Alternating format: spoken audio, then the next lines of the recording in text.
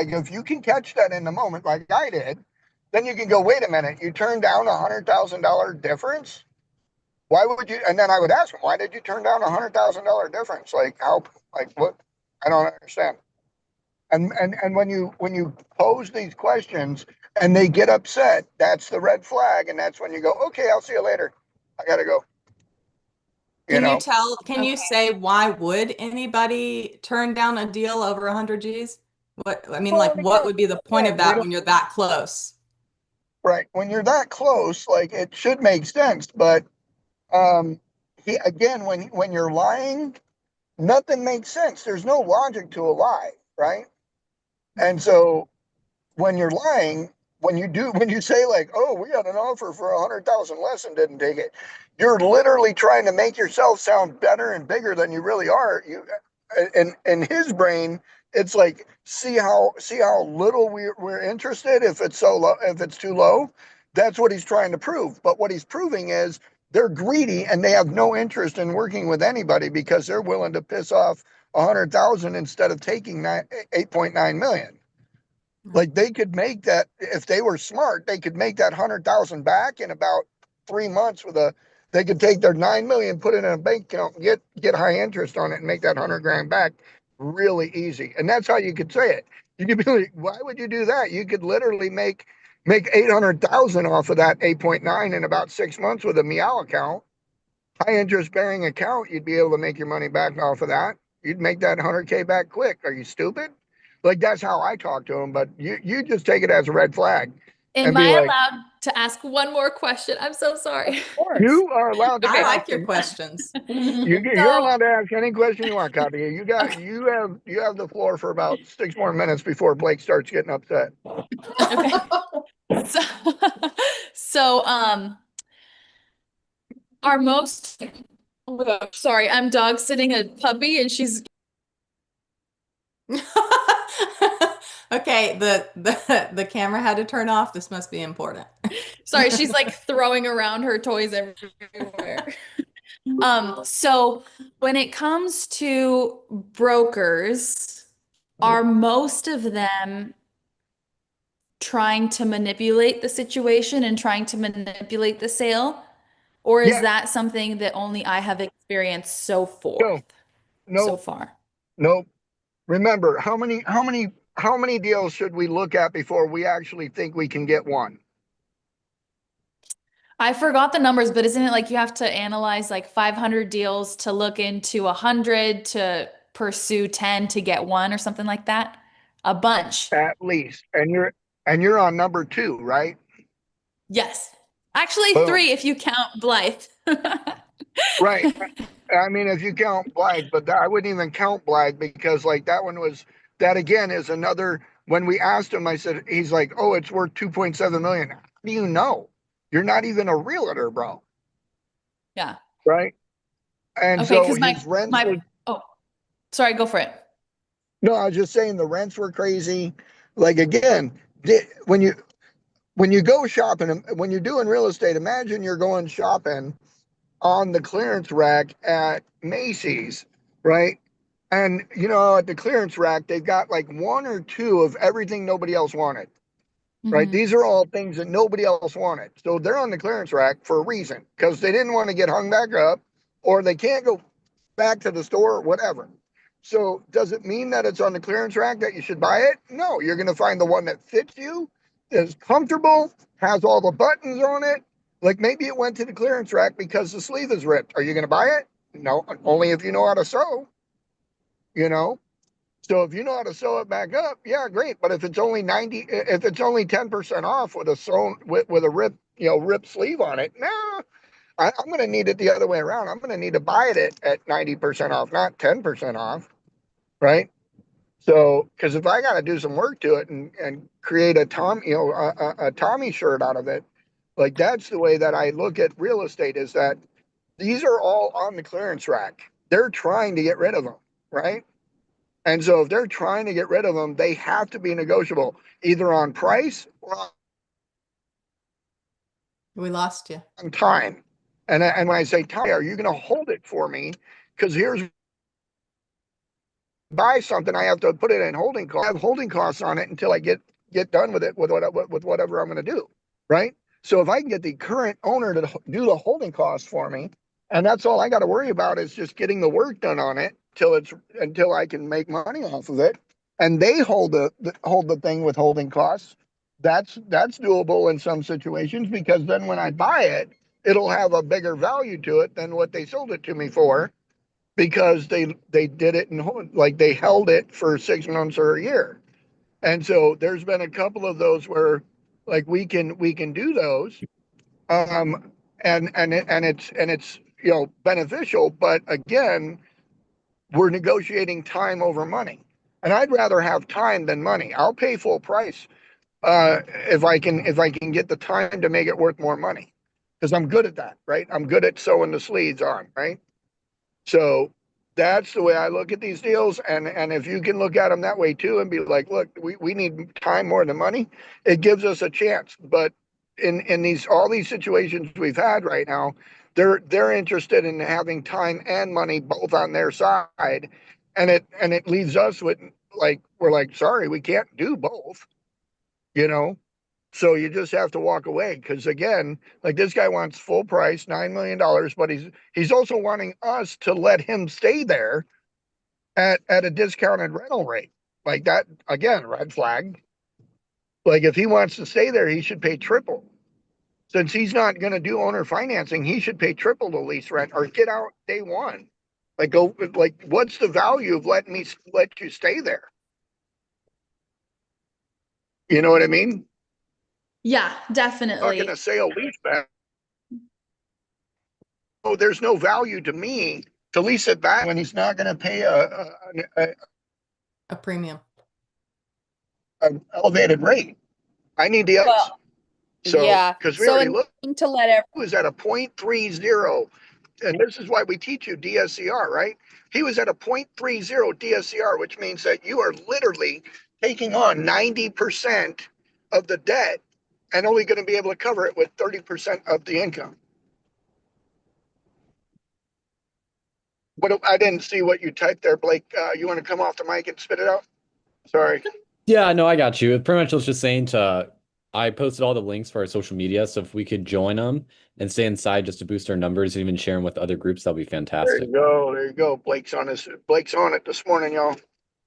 So the other thing I just want to like, again, a teachable lesson for everybody inside of this, which is really great.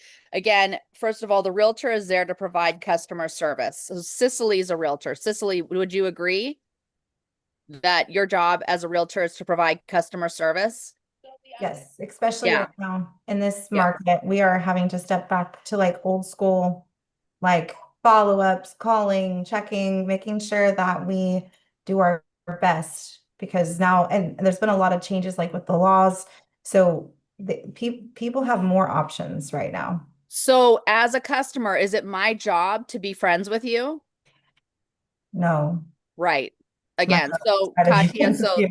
that lesson right there, we're here to do business. We're not here to make friends. Like, yes, we're going to make friends, but in this particular, and so here's the other piece. We do the numbers and the numbers tell us what to do, which is what Tommy was alluding to. So for all of you to understand, how they manipulated the numbers on this building.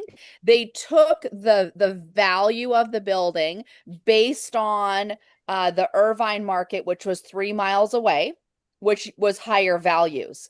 But then they took the rental amount that they wanted to lease back for that particular area, which was a way lower amount.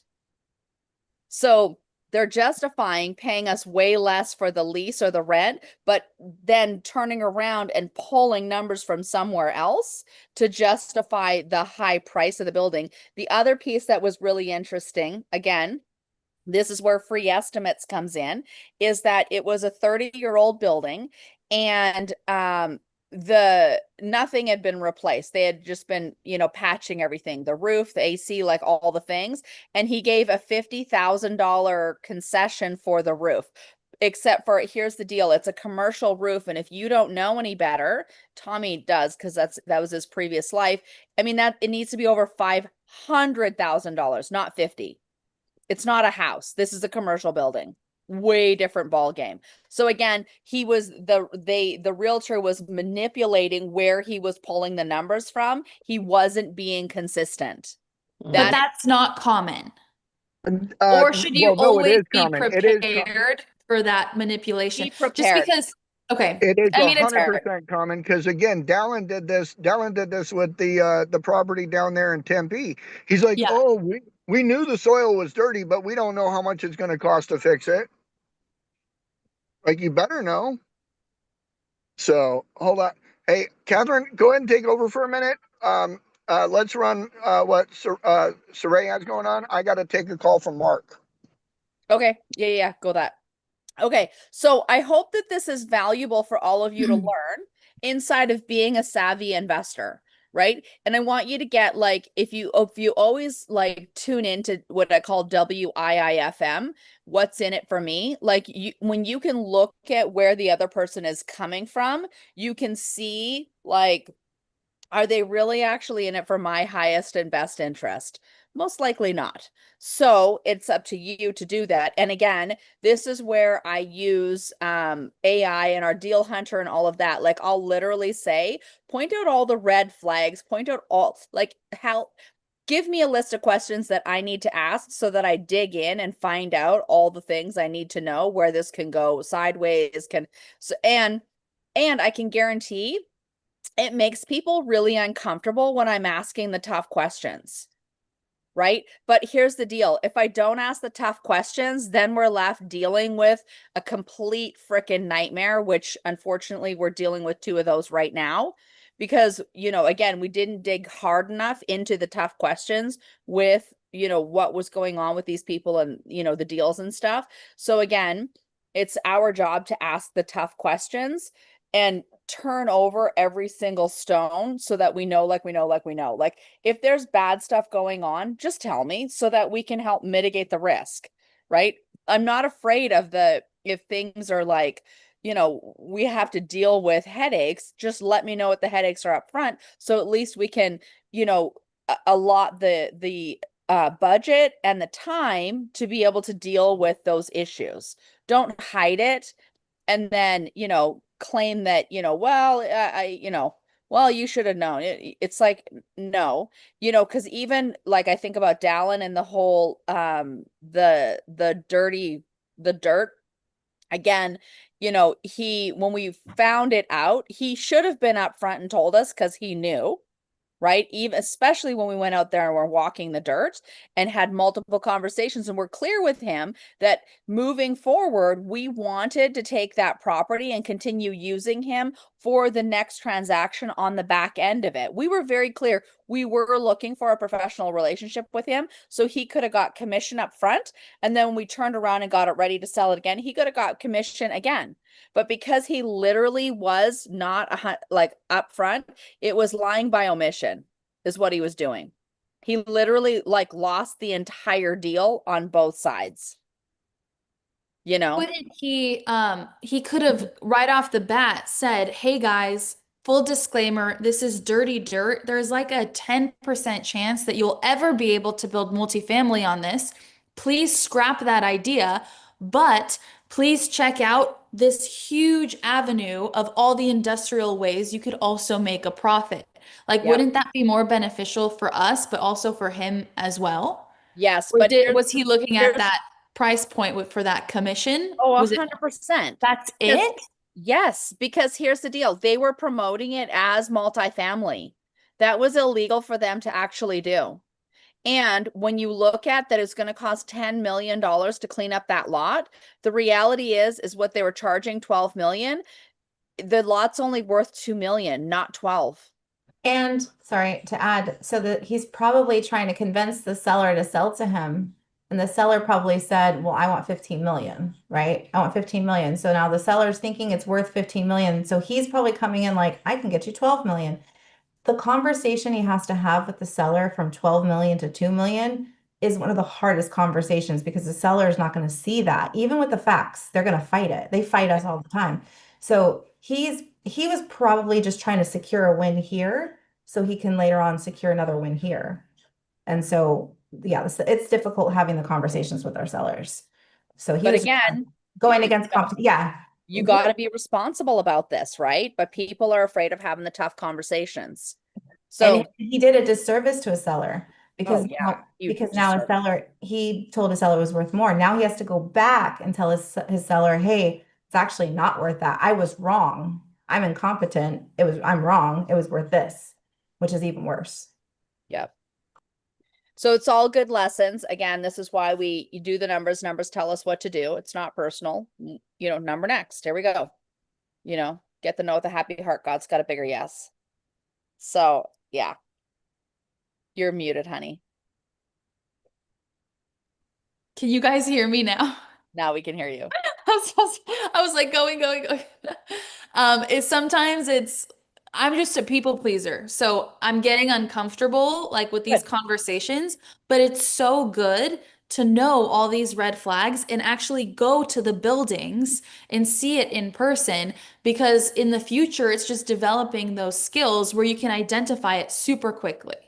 Yeah. Because now I know like appraisals, construction, dirt, remodel, like all these little things, now they stick out. So if you guys want to go and tour the property with Catherine and Tommy on FaceTime, that'd be really beneficial. Well, you know, and here's the thing, Katya, as you like your personal development, the question to ask, would you rather be liked or would you rather be respected? I've been toying with that my whole life. And at first, I always wanted to be liked, and I lost a lot of respect. And now I'm transition between like family, friends, classmates, like everybody around me. So now I'm transitioning to being respected. It's a lot more of a lonely road, but it's more empowering for sure, and self-serving, Yeah. and serving others as well. Yeah. Well, and again, this is just something that we learn as we grow. Like I have to say, as being a parent, you know, Laura, Saray, Cicely, as a parent, I feel like this is one of the biggest personal development lessons inside of like with our kids would, you know, being liked versus being respected. How many times have we had to like, you know, put a boundary in place for the benefit of our children, and they're like, I hate you, you're not my friend. And you know, of course my answer is that position's already been filled, but you know, again, but at the end they actually respect us. And Katya, Blake, think about your parents when they've had to like, you know, do a hard line. Do you respect them or do you like them, right? Like again, this is just another piece of, you know, adulting and growing up. Right? We used to call those brownie points, parental brownie points. Right? So yeah. Okay. I think that's so far the lessons. Katya, you know, it'd be super cool. You know, those cool graphics that you're creating of what we learned on today's show? It'd be a cool graphic for what I learned from not doing this deal. Oh, that's a good idea. Okay, Right? I'll write that down. That would be awesome. And same with the Tempe dirt one. I'd love that one too. So let's create those, because I want people to get the golden nuggets. And I feel like the failure, so to speak, and not that this is a failure, but had we moved through with it, it would have been a massive failure, both of them. Like I feel like the cartoon where you're like, you know, the cartoon character like splat right on their face. Those are both of those. Anyway, so yeah, if we could start gathering those, I think the golden nugget lessons would be awesome. I think those are cool. Okay, you got it. Love it.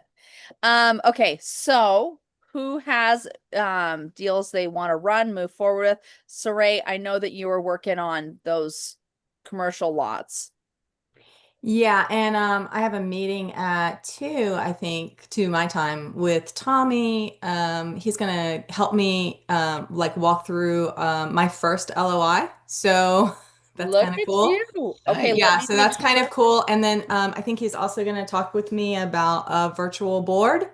I don't know how many other people have already done theirs. I like fooled around on Claude just this weekend, just goofing around and kind of came up with some ideas, but I didn't have any direction, so I was just kind of winging it. But so we'll see what he says, and then I'll let you guys know what I do. I I need a wanna make virtual sure- board as well. So if Okay. you want to do one, like if you want to me to join you guys, or if you have can a, do lessons. Yeah, that's But fine. you said, I'm sorry, I need to make sure it's in his calendar and it's not. What time is the meeting? I think I have it at 2, my Okay. time too. Let me So tell you. that would be 11. Okay. No, wait, let me see. I definitely made it.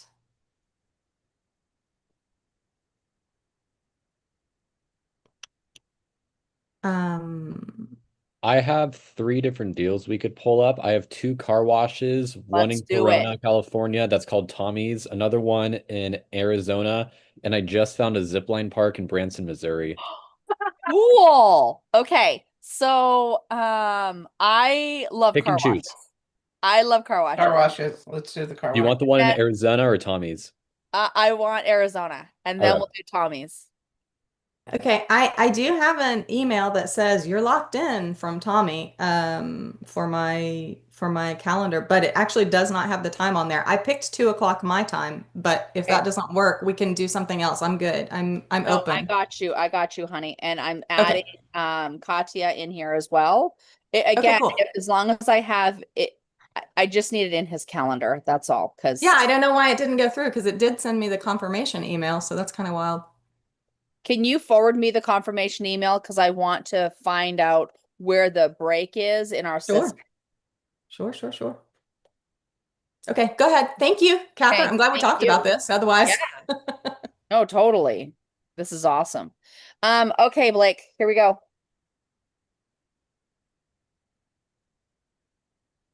Ooh, right. this. So it's in Phoenix, Arizona, and Love they it. say it's a car wash and a pet wash. I don't know how it is a pet wash. I don't see where that Right. is. But so I like it. I have it all ran through, but these are just the photos of it. So Soak and shine. Love it. Love this. and then I threw in the OM, and this is what it came up with. Okay.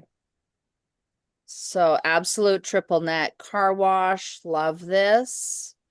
So I love triple net lease. Who knows why I love triple net lease? Less work Anybody? for you. Because they're responsible for taking care of what's inside and all of that, and you don't have to do that Yes. part. Yes. It's the best part.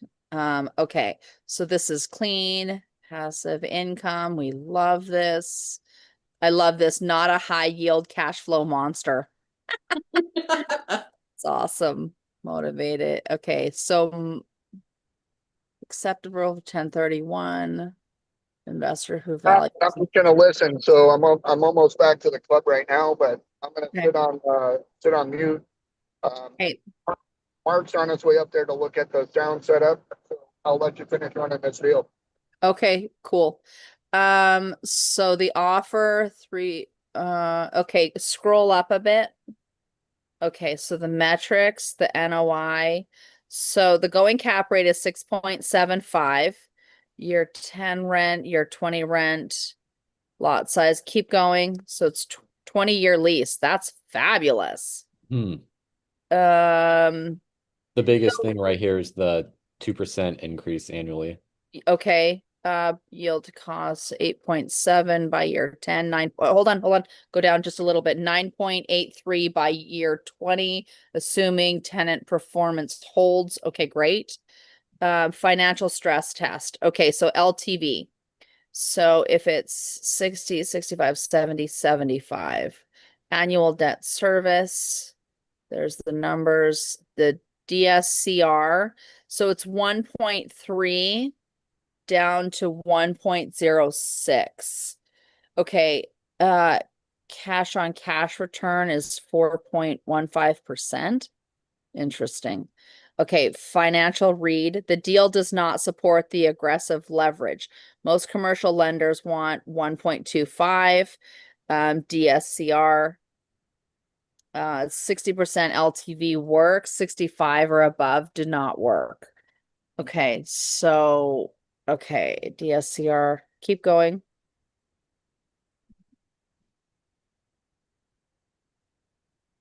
Okay, keep going. So unlevered IRR estimate These aren't good numbers. Keep going down. Is sensitive to exit cap rate. Okay, so the strengths, long lease, absolute triple net lease, which is awesome. Annual rent growth, which is awesome. Strong micro location. So where is it? Chandler Boulevard and 32nd by the Loop 202. Okay, awesome. Affluent trade area. Okay, great. Tax angle, 100% bonus depreciation, assuming roughly 20% of purchase price is allocated to the land. Okay, good. Red flags. Here we go. Tenant is young. So they found it in 2021. Not the same credit profile as a national triple net lease tenant. But if they've been there the whole time, I'd push back on that. Rent may be above replacement. Current rent is above,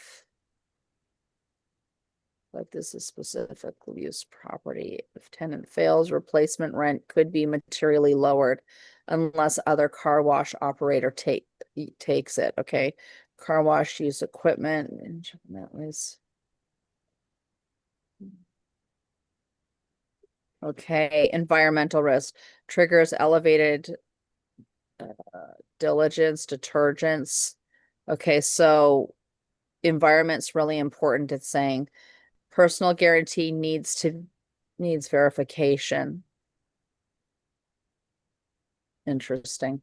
Okay, so offer strategy. So recommendation. So opening the offer 3.4 to 3.5. So that changes the cap rates. Blake, what were they asking for on this? 3.737. Okay, so we're going to lower the ask. Okay, so my target contract, okay. DSCR coverage, negotiation script. So there it gives it right there. So great location and lease structure, but this is not a national triple net lease. We need pricing that reflects operator risk, specifically use environment diligence DSCR. At the current NOI, the deal price is more like a credit tenant than a young local regional. Okay, so we can move quickly, but we need, oh, hold on. We need a low to make the deal and risk. Okay, the funding strategy. So if we were to do 60 to 65%, 25-year amortized, 5 years, buyer roughly equity 1.3 to 1.5. Why it fits, it's clean triple net lease income, long lease, stable rent schedule, at risk 65% LTV at DSR is tight at ask. Best use, buyer with strong liquidity and long-term hold strategy. Path 2, seller carry to improve DSCR. So if the senior bank takes 60%, 10% seller carry, 30% buyer equity, seller note interest only for 3 to 5 years. Why this fit? Bridge valuation gap and protects the cash flow. Okay. So ask for a seller to carry 5 to 6% interest only, 3 to 5 year balloon, subordinate position benefit can make the deal work closer to ask without crushing DSCR. Path 3, 1031, which is not us. Due diligence checklist. Okay, so lease, legal, tenant. Keep going down. I'm curious if keep going down. Down. Objection, tenant. So this is product DSCR is tight. Environmental exposure, go, no go. So Can I jump in here real quick? yeah, please. So on the 1031, you jump past it, but that's actually something that what we can do is we have a network of people that are in the 1031 market, right? And so we can reach out to the qualified intermediaries that we have relationships with. And do you have anyone that has a profile like this? Right? Because it has to be equal or greater value. It has to be like, you know, a like kind, an in-kind property or like kind property. So meaning like in this case, based on what I'm hearing, it's a leased property. So you can't necessarily go from a leased property over to a ground up development, but you can do a ground up development into a leased property when you're doing 1031. Right? Right. So yeah, just finding some, I mean, I like that it makes that suggestion for 1031 because it gives me the opportunity to reach out to my network and say, hey, do you guys want to be partners on this?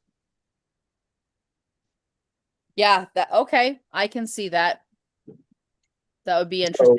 So here's my concern is that would Deal Hunter be able to go and potentially look at potential comps for car washes in the Phoenix area to see if this is on track? Yeah, well, the way to do it is there's three.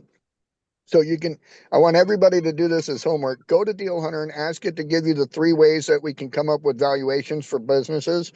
And it should give you the 3 ways. One is called asset. It's called the asset method. Then there's the market method. And then there's the income method. Asset method takes all your assets, subtracts your debt, and gives you the value of the business. If you do a market analysis or a market method of valuing a business, you go based on what the business is. Say, for example, it's a car wash. You would go and find what the national average of car washes are being sold for. Then you would go to that MSA or like the Phoenix market and say, what are car washes in Phoenix selling for? And that's how you would come up with a roundabout market analysis. The market analysis is basically like the lowest used form because it's very vague.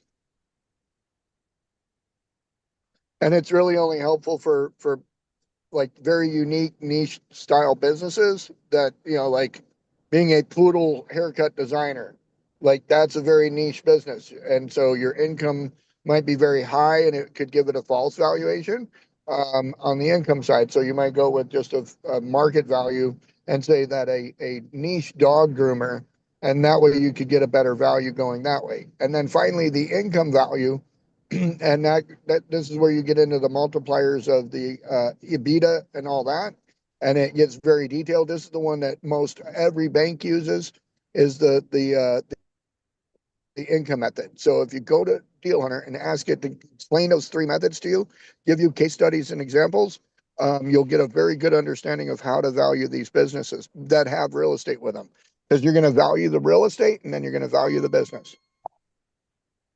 So you got that, Blake? Yes, I got all that. Okay, cool. Yeah, I would love to dive deeper into this once you have all that. I think that's awesome. Okay, yeah, I could definitely do that. Yeah. So And then that's the first one. I Sorry, want to throw out there that we have a needs. So I found a guy that wants to get into an RV storage or self-storage facility somewhere in the Phoenix metro. Probably going to need to be around a 7 cap, 6 cap, but he wants it operating. operating meaning like you are like a triple net lease, or like he wants to take over the operations? He wants to buy it operating. He wants to buy it operating. So if it's like dead, like nobody in it running it, he wants to turn it on. Okay. So if everybody wants to go have some fun, look for that criteria. Can you say the beginning part again, Tommy? He's looking for RV storage, boat storage, or self-storage. I've let him know that like those are not like just. So I already gave him that information and he's fully aware, but I found this guy off of what I do, what I. You cut out. Are you there? I put up ads on Facebook. Are you there? Yeah, you cut out for a sec. All right, I'm just trying to let you guys know where I source this guy from. So the Facebook marketplace lets me sell property there. And so if I have a lot of if I'm wanting to check the market I'll make up an ad for an RV storage facility or an RV park. I'll put the ad up and then see how many people respond and say, sorry, I already, it's called a bait and switch. Sorry, I already sold it, but do you have interest in this?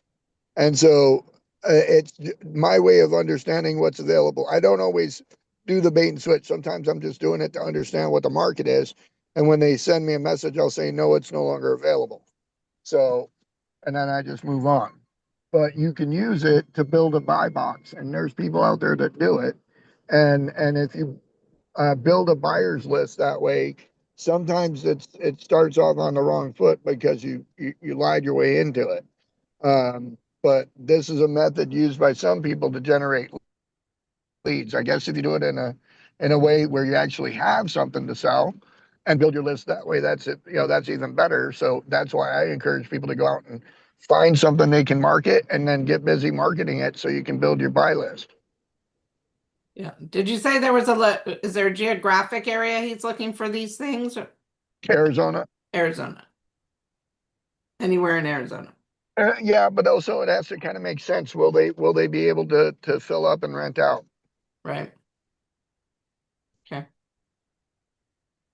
So we Tommy and I took a day trip yesterday, and I'm trying to think where we were. It felt like it was like in the middle of frickin' nowhere.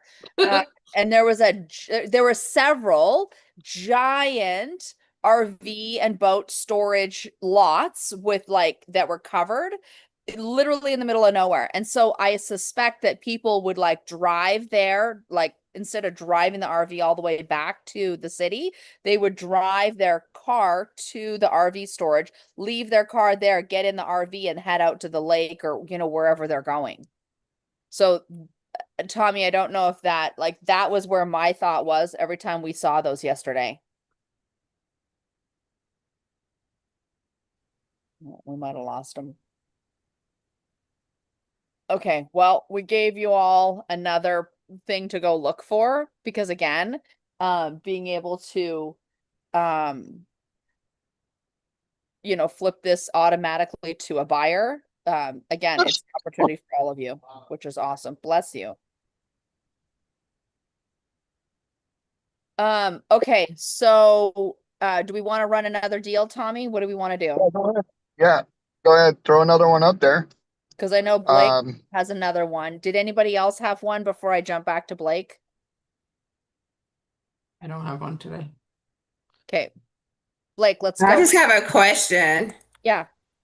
So I found this thing in Chicago where they are you can buy land, these lots from the land bank, and then they have this thing that they were doing with the city where they give you so much money to build on that lot because they have a lot of lots they're getting rid of.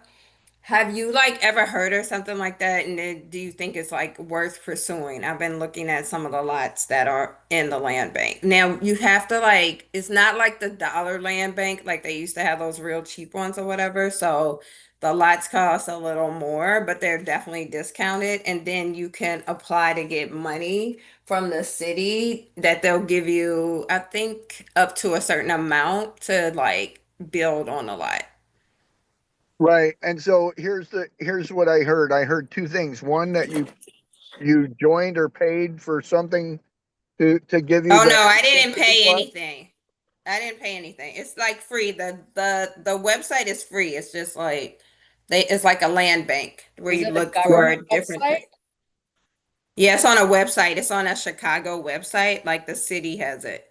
Right. Well, and that's the thing is I would never pay a third party to do anything directly with the city or county because Oh I know no, right.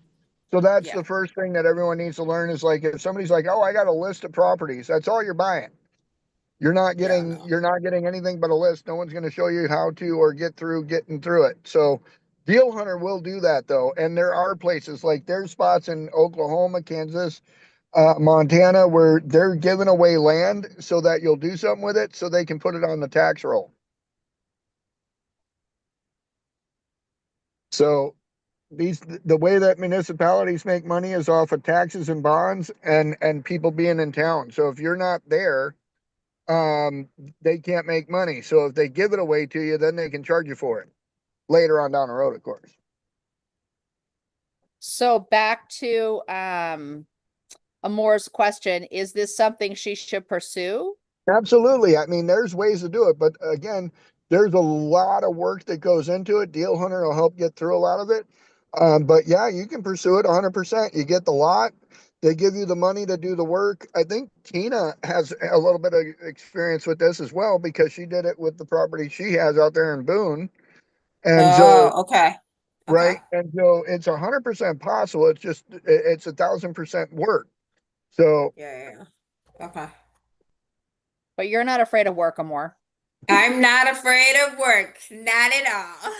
yeah, and then using Deal Hunter to get through it, a lot of it will be helpful. We'll show you how to Okay. do it when we do in doing it, we would set you up with a project folder that you would put like all the documents into, and then Catherine and I have designed this way of saying, okay, look at the document in your knowledge base and then get us through filling it out step by step. And we use like what it gives us, copy and paste over into the blank template. Okay, great. Okay, thanks. Okay, cool. So Blake, you ready to pull up your next deal? Yeah, I can pull it up. Does One. anybody have anything cooking? Sorry, who? Does Cicely have anything cooking? Has Cicely been running some deals? I She's have shaking not. her head no. I have not. Okay. I'm in a hotel with my kids doing homeschool and just got my kid through asthma and getting on a plane to New York tomorrow. So I have not done any deals, but I'm listening, I'm capturing, and I'm a sponge right now. I'll be in the mix soon. I'll be I in the want to mix. just make sure we can give you the space to get out there. Thank So you. I How's appreciate your kiddo doing with the asthma? He's good. He was out of school for 5 days. So I just made it into I had to take Oh, away from the pollen. So we're by the beach. And yeah, we're good. He's good. He recovered. So Thank goodness. Okay, good. goodness. Thank you. Thank you, guys. Okay, ready to go, Blake? Yeah. Blake has a place called Tommy's. I have that. It's another car wash. It's similar. The numbers were similar to the other one. I did find an outdoor, not outdoor storage, a storage unit in Chandler, Arizona. They call it the Toy Barn. If we want to take a look Nice. at that. Yes. Okay. Totally. I love the toy barn. Okay. So yeah, this is it. Asking for a Oh little bit my over $1 million in goodness. Chandler. And then this is what it came out as. Okay. So 3,000 square foot. Floor plan shows 3,573 internal area. First floor. Then there's 475 feet mezzanine living room. Published pricing found online, $350 a square foot, implying 1 million asking. Units. This is had zoning 25-foot clear. Okay, so what the deal has going for it. So strong physical profile. Okay, great. Keep going up. So it's Loop 202, Chandler, German. Okay, great. Keep going. Back of the napkin valuation. Okay, so it's 3,000 square feet. Online price $350 square foot. Implied price. This helps the broker. Okay, keep going up. Income scenario, purchase price, loan to value 70%. Okay. Only 315 down, like it. Amortized 25 years. Okay, keep going. Rent sensitivity.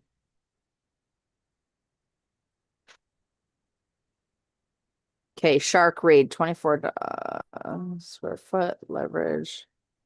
Municipal becomes legit, specifically income play. Okay, keep going. Offer guidance.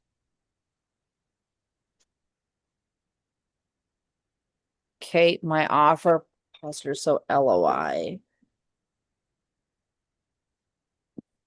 Okay, financing paths, so SBA, conventional, seller carry. Keep going.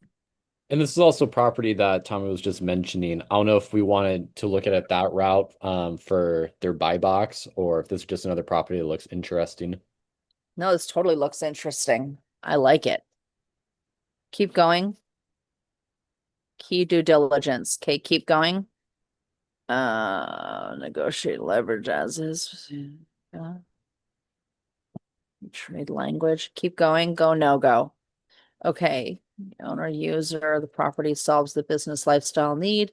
You can lease out seller.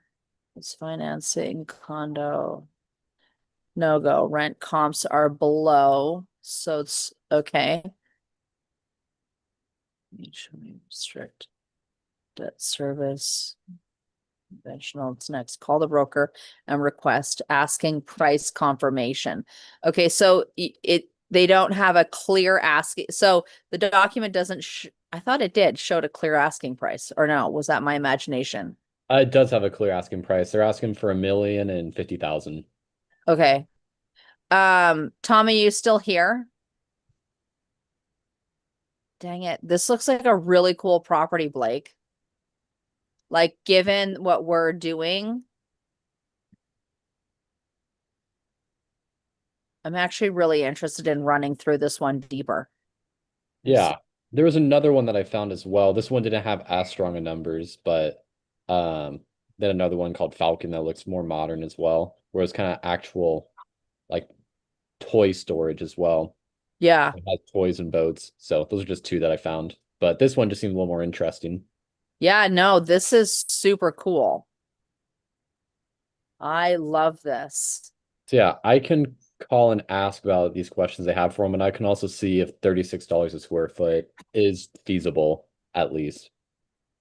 Well, we'd need the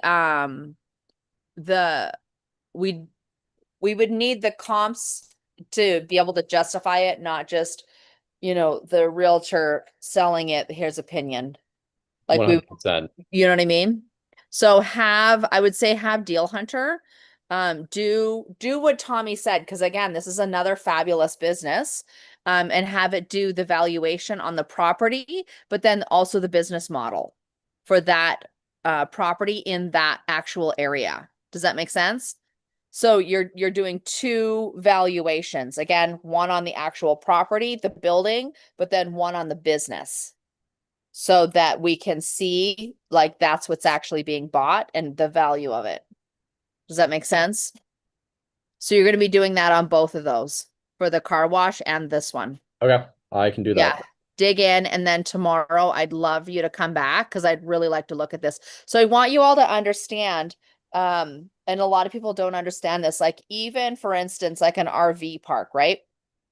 When you're evaluating or the mobile home park, anything like that, you want to understand it's two separate things you're doing the value on. You're doing the value on the land, and then you're doing, or the land, buildings, all that, but then you're doing a value on the business, because they're two completely separate things put together, right? Because on those, when you understand the value of the land, the value of the business, there may be things that you can do to increase the value on one or both, right?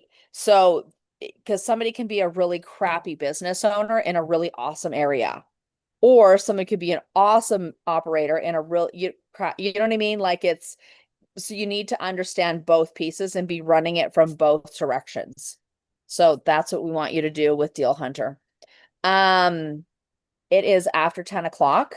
Does anybody have anything else before we go? We're good for today. We're good. Today was a lot of lessons. So just like Katya said, you guys have deals and stuff.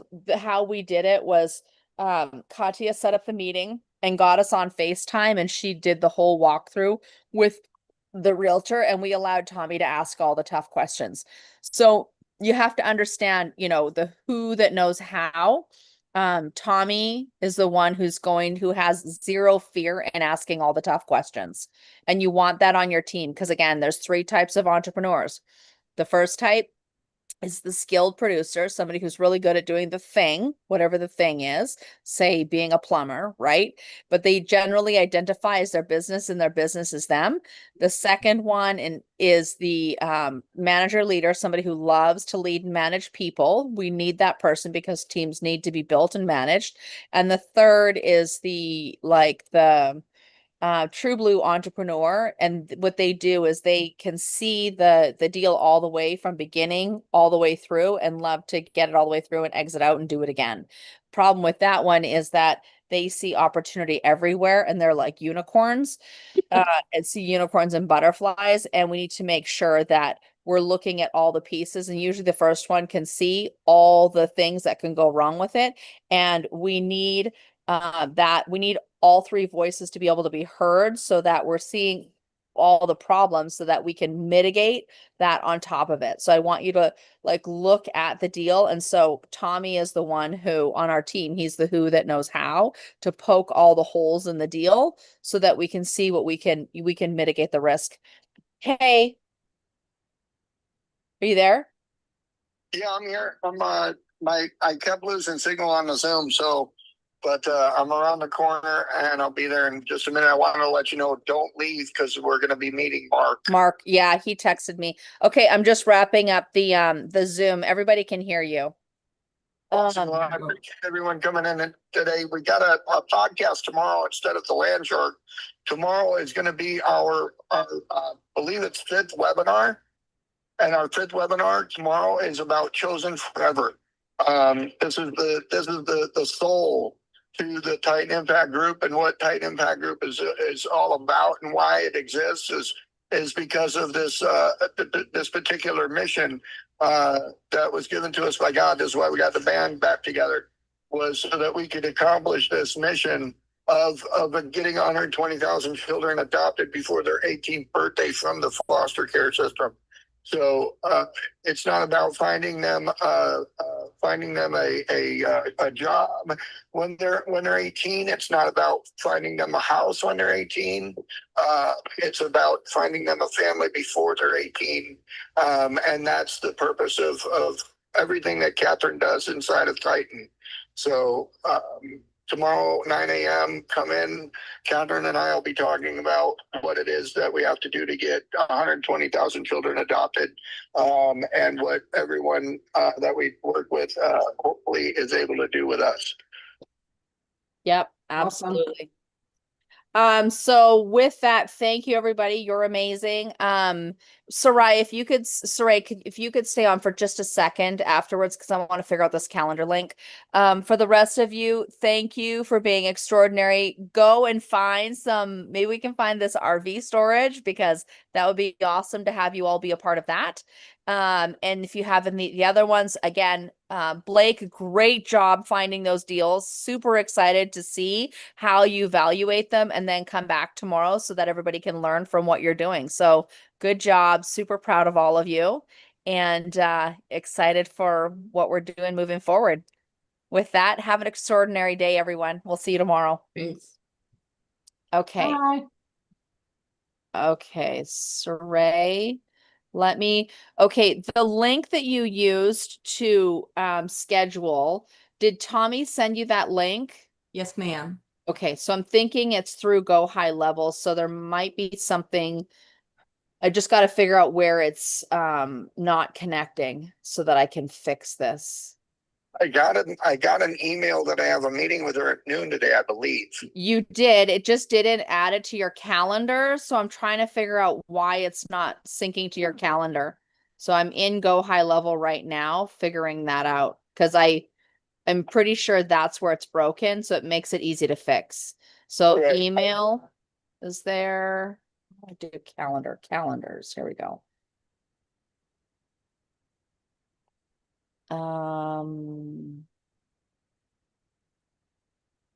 References. That email notification is very I'm just OCD, so I check it every time I see it, but it doesn't show up elsewhere. Yeah. That's for sure. Yeah. So I just checked, the link he sent me is api.leadconnectorhq.com. Is that Yep, that's the one through okay? Go High Level. Yeah. Okay, I was double checking. I was like, maybe. No, it's not you, honey. That's just why I'm okay. So it's connecting to his Outlook, but it's not connecting to Google. So let me get it connected everywhere. I figured out where it wasn't connected. Okay, it's now connected and we'll add to his calendar. Okay. This is exciting. Okay, so I think so. That's perfect. So thank you. data squared away. Yeah. Okay, cool. So in an hour. Yep, he'll be there. Okay, cool. Okay. Cool, that sounds good. Thank you. Thank you. Appreciate it. Appreciate bye. you. Bye, guys.